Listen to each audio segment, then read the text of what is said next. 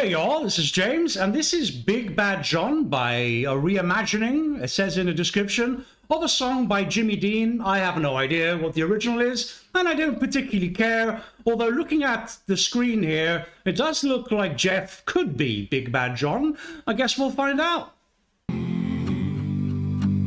Oh, that western twang.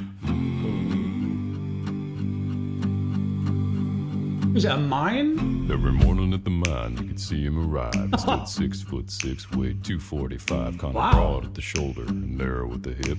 And everybody knew you didn't give no lip to Big John. Oh my god, this is going to be fun. I was thinking, what, 245 pounds is what metric? It's about, I'm guessing about 110 kilograms. So yeah, for 6'6", that is pretty slim. So, I mean, I know that Geoff is my height, which is to say around 6 foot, but he definitely looks like he's 6'6" to me. So, okay, this could be him. Hip, and everybody knew you didn't give no lip to Big John. Big John, Big John. Oh, he's having fun on this one. Big John. That reverb. Well, nobody seemed to know where John called home. He just drifted into town and stayed all alone. Didn't say much, kinda quiet and shy. And if he spoke at all, he just said hi to Big John. That note. Somebody said he came from New Orleans, where he got into a fight over a Cajun queen, and a crashing blow from a huge right hand sent a Louisiana fella to the promised land. Big John, come on. Come on now. Big Bad John. Going to listen to that again. So I want to say this is really, I noticed that this version does have millions and millions of views, and I can see why. I mean, it's really, I think, why people get attracted to Geoff's vocal, you know, his bass to begin with. It's really his bread and butter, and this is, it's super fun, you know, and I'm already smiling. Got home from work, and this has already got my mood up. Want to hear what he did there. Big Bad John. Also pride. Well, then came the day at the bottom of the mine when a timber cracked and men started crying. Miners were praying and hearts beat fast, and everybody thought they'd breathe their last. Except John. No, John. Big John. Yeah. Yeah. Bad John. Through the dust and the smoke of this man-made hell walked a giant of a man that the miners knew well. Grabbed a sagging timber and gave out with a groan, and like a giant oak tree, he just stood there alone. Big John. Big John. Love the instrumentation.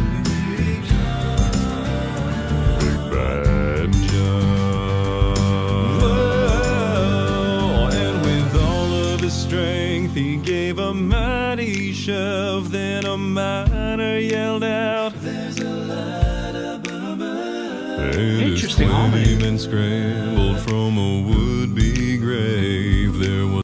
I love when he does this. I love these productions where you have almost a repetitive kind of, and then all of a sudden, I don't know if it's him doing this or it's in the original, you get like a breakdown, everything changes. I really like it when he does that, which is why I wasn't so sold on Emmanuel, because it was so relentlessly similar from beginning to end. I love these switch ups. So we get the switch up and he goes into his middle register there with some higher harmonies. I love it. I love when he does that, because the rest of it is obviously him going Big Joe, you know, with his bass. So you've got to mix it up a little bit. As 20 men scrambled from a would-be grave, there was only one left down there Big John. to save. Ooh, the vocal fry at the end there. Big John. Big John. Big John. With jacks and timbers, they started back down. Then came that rumble way down in the ground, and as smoke and gas belched out of that mine. Everybody knew it was the end of the line. He's dead? For John. No. Big John doesn't die. He's a metaphor. Is that my screen or is that the video? Now they never reopened that worthless pit. All right, so I thought he was I thought the different Geoffs were the miners. So is this a miner retelling a dead miner? But the miners got out alive. So is that Big John? I sure hope so. They just placed a marble slab in front of it. And these few words are written on that stand. What? At the bottom of this mine lies a big, big... That's hilarious. With a big, big heart. Big John. Big bad John. There it is. Big John. Yeah. Big bad John. Big John. So interesting. The undulation. Big John. Bad John. Ah! Is that it? Don't tell me that's it. I was going to say, it's so unpredictable. Just listen, is that it? Please no. It's it. Wow, that was, I thought it was going to be a rather fun, and it was. And I thought it was going to be rather simple in the same vein as 16 Tons, kind of. But it's actually, the more it went on, the harmonies, the key change, everything, it's actually surprisingly complex. I'm going to have to listen to this again. But in the meantime, if all you were here for was the reaction, thank you very much for being here. And if you want to hear what I think about it, which is a little, yeah, I have to think about it. Give me a couple of seconds.